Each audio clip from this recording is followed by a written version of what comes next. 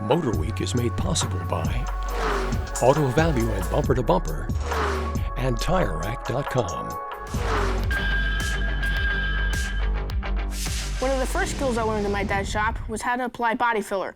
Today I'm going to be showing you the different types of filler and how it has changed over the years. When a car has damaged body parts, it's hard to get it perfect just by pulling the dent or straightening the metal.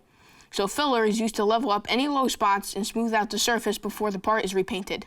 In 1955, polyester resin body filler was introduced and is still used today. Some types are reinforced with metal or fiberglass, and there's even fillers made to use on plastic parts. Most are two-stage product, meaning that you have to mix together a hardener liquid with a base filler to make a putty. This gets spread onto the car and hardens after a few minutes. Then it can be sanded smooth.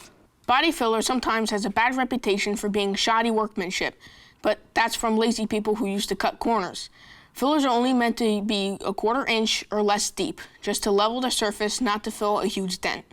It's important to make sure the repair area is free of rust. You can't just shove body filler in a rusty hole and expect it to last.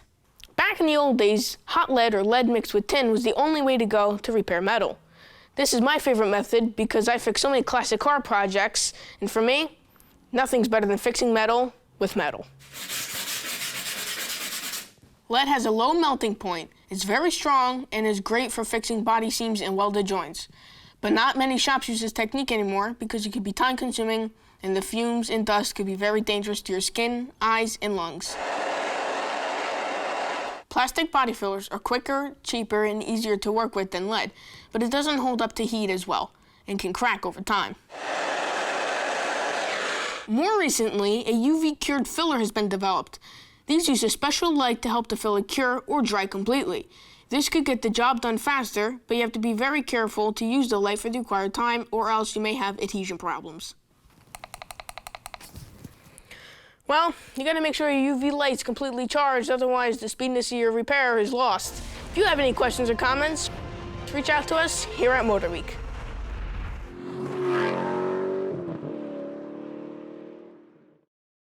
The MotorWeek app, which includes our latest reviews and feature stories, is now available for mobile devices.